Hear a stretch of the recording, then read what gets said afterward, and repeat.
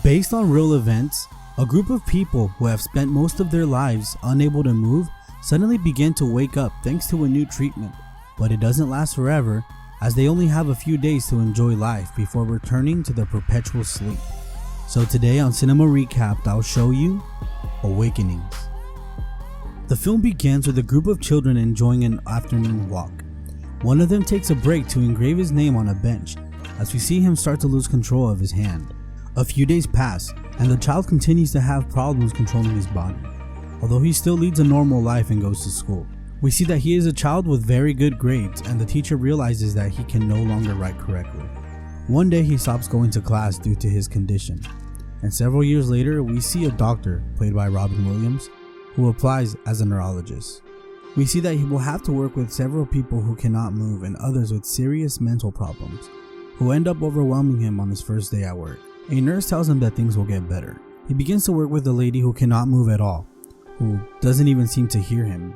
He starts to write that this person has dementia as if it were a verdict. But then he realizes that the woman can catch his glasses when they were about to fall. He tries to explain his discovery to the other doctors, who say it is only a natural body reflex, although he insists that it is the will of the patient that accomplishes it.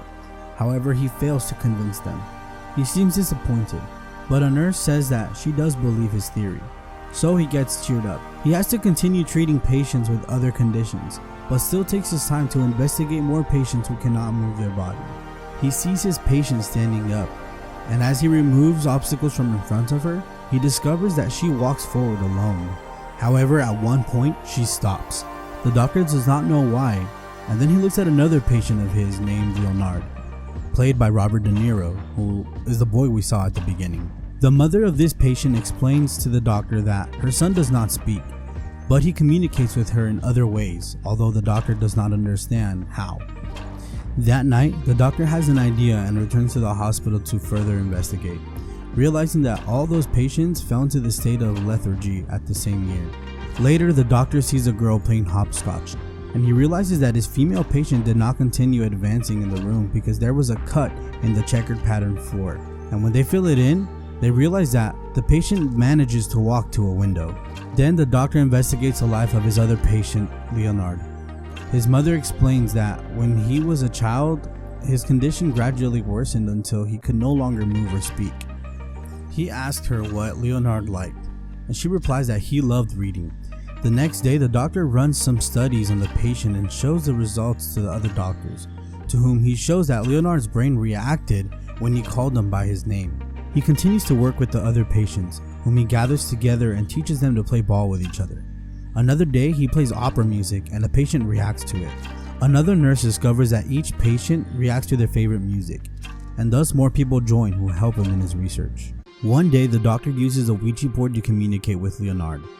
At first, he wants to teach him how to spell, but Leonard selects the letters he wants, forming the title of a book that the doctor later reads. Then he asks the nurse about a drug used for Parkinson's patients, a drug called L-Dopa. He investigates more about it with an expert in this drug, who tells him that he is a chemist and he is a doctor, so if he wants to test that on his patients, he will be the one who should put them at risk. His boss does not believe there is a relationship between Parkinson's, a disease that makes it difficult to move the body, and the other patients who have not moved at all for years, but the doctor convinces him. However, to try it on a patient, he must obtain the authorization of a relative, so he returns to visit Leonard's mother. He explains that if all goes well, he can bring his son back to life as he was before, thereby convincing her to sign. They start to administer the medicine and juice, but don't get any reaction. The doctor wants to try a higher dose, but the mother is not very hopeful that it will work. That night, the doctor decides to break the rules and give him a much higher dose than approved. And when he wakes up, he realizes that Leonard is no longer in his bed. He goes to look for him and finds him sitting in the recreation room, where he can move around on his own. Leonard smiles and even talks to him, and we see that the first thing he did is write his name like he used to do when he was a child. In the morning, Leonard looks around the hospital and then receives a visit from his mother, whom he approaches to give a hug while calling out, "Mom." All the nurses introduce themselves to Leonard for the first time, and he is very courteous to them all. Later, he is even able to eat on his own, and the doctor helps him improve his mobility. Then Leonard becomes scared when he sees his own face because he realizes that he is already an adult. And at night, he gets scared again and doesn't want to go to sleep in fear that he'll wake up and not be able to move again. But his mother calms him down and begins to sing to him until he falls asleep. The next day, Leonard is comfortable with his own image. He even combs his hair and shaves by himself. He also returns to the habit of reading. He gets handsome and they take him out of the hospital, taking him for a car ride. He is happy as he recognizes his school and many changes in popular culture, such as music and people's clothing, which is strange to him. The doctor buys ice cream and Leonard eats it on the same bench where he engraved his name 30 years ago. After that, Leonard goes into the water, and even though the doctor doesn't think he's ready for it, we see him climb on a rock to finally enjoy being alive. The doctor takes him home, where Leonard notices that he is not married. He replies that he is not very good with women, although he doesn't like them. And Leonard says that he knows he likes a hospital nurse named Eleanor. Upon returning to the hospital, his boss tells him that they cannot continue this treatment for long as it is very expensive. The doctor believes that he can convince donors at the hospital to give more money if they found out about Leonard's case. The boss says he overestimates the effect Leonard has on people. But then he sees that even the hospital nurses are willing to help. Then the doctor convinces more people to join the motion, showing them Leonard's story, thereby raising enough money to apply the treatment to all the other patients. And the great miracle happens one more time. We see how all the people who had not been able to move in years get up from their beds and rediscover the world, surprised that they have awakened from their lethargy. Leonard celebrates this achievement with a smile, and in the morning we see that the nurses have a hard time managing all the new patients. One patient believes that everything she lived through was just a dream. Another wants to put makeup on and dye her hair. Another wants to eat a good steak. And in general, all patients are happy simply to be alive, although they are not even aware what year it is. One of the patients even meets her boyfriend again. And then the doctor organizes an outing with all the patients, although Leonard does not want to go because he sees a pretty girl at the hospital. Suddenly, Leonard also worries a lot about his hairstyle and tells the doctor that he wants to stay in the hospital. There, he approaches the pretty girl who asks if he is following her. He explains that he is a patient, although she doesn't believe him since he looks healthy. While the other patients are having fun dancing, the pretty girl talks about her life to Leonard, telling him that she visits her father who is never conscious, although sometimes it seems that he is. Leonard explains to her that he used to be the same way. One of the patients asks the doctor to dance, who gets very nervous but accepts anyway. At the same time, Leonard has to say goodbye to the pretty girl. He tells her that even though her father doesn't react, he is aware that she visits him and that she loves him. Another patient receives the news that her husband divorced her while she was in lethargy. She responds, "Thank God." Meanwhile, a man says that he lost his entire family and now feels old. The pretty girl returns to visit Leonard, and his mother is upset, saying that her son had never loved another woman in his life other than her. One night, Leonard wakes the doctor up, telling him that after watching the news, he realized that people forgot how to live, since they don't enjoy freedom and other basic aspects such as the value of friendship.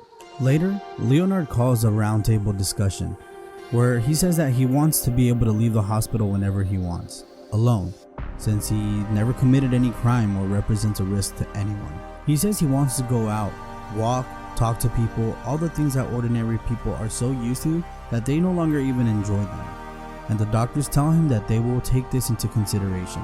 However, later on the doctor tells him that they decided not to approve his request, and that he himself does not agree to do so, so they must still have him under observation. At this, Leonard gets angry and says that he will go for a walk by himself whether they like it or not, but the doctor calls security to prevent him from leaving, so Leonard ends up with tears for not being able to be free. The mother says that he had never been this disobedient as a child, while we see Leonard trying to riot with other patients, but also he begins to have movement problems while giving his speech. The boss says that Leonard's anger may be due to his mental problems, although the doctor defends him, saying that he behaves like this because they took him out of his mental confinement to detain him in another confinement within the hospital. Then he goes to talk to Leonard, who has other patients as his personal guards. Leonard allows him to pass, and the doctor sees that his movement problems are getting worse. However, Leonard says that he is the one with the problem, since although he has always been alive and conscious, he has never worried about having a life or getting married. The doctor warns him that if he continues to be rude, the other doctors may suspend his medication, but Leonard still very angrily pushes him. That night, Leonard regrets his actions and even fixes the glasses that the doctor broke with the fall. And in the morning, his condition has worsened so much that he asked the doctor to help him stand up. They realize that the medication only had a temporary effect on Leonard, as he is returning to his state of prostration, even though they haven't stopped giving him his medicine. And the other patients worry that the same thing will happen to them. A patient named Lucy, who sings beautifully, says that she is already aware that she is not in her time, and that she still misses it anyway. Leonard is scared to return to his previous state. The doctor continues with his medication, and Leonard explains that while he was in lethargy, he felt as if he were dead, and we see that he can no longer even brush his teeth. Then one day, Leonard begins to feel very bad, and asks to be recorded so that there is evidence of his symptoms for future research. The doctor increases his dose more and more, while Leonard is sad because he can no longer even read. He believes that he is failing everyone by not being able to overcome his illness, even though the doctor tells him that he is not. Leonard's mother says that her son's suffering should be stopped, as the medicine no longer fully works on him, regardless of the dose. The doctor replies that her son is fighting to overcome this illness, but the mother replies that he is losing the battle. Leonard has a hard time getting handsome, but he succeeds and goes to eat with the pretty girl. She finds him shaky, but she treats him with respect. Although he can barely speak, Leonard manages to tell her that he will no longer be able to see her and tries to leave. But then the pretty girl takes his hand and begins to dance with him, which calms Leonard's tremors. That afternoon, Leonard walks with difficulty to the window to see his beloved leave. At night, he tries to draw, but he cannot control his hand anymore. And that same night, he has to wear diapers again. The doctor watches the videos from when Leonard had first recovered. He says, how could people call him kind if he brought Leonard back to life only to take it away again shortly after? The nurse says that life is given to and taken from everyone in the world. And then we see that after Leonard, the other patients also followed his footsteps back into lethargy. The doctor continues to preach Leonard's legacy of enjoying the basics in life, as we see that the nurses adjusted to what their patients liked even after they returned to their lethargy, and that the pretty girl continued to visit Leonard to read books to him. The doctor wrote a novel based on that experience, the same one you can find in real life under the name Awakenings, and the doctor learned Leonard's lesson because he suddenly dared to ask out the nurse he liked. A text on the screen explains that the doctor and his team experimented trying more substances with the patients, achieving small awakenings, but none as great as the one summer of 1969. But the doctor did not stop communicating with his patients for this reason, as we see that he spoke to Leonard again through the Ouija board. The end. If you liked the video, please leave a like and subscribe to continue receiving recaps of the best drama movies. My name is TC, and I'll see you in the next video. Bye bye.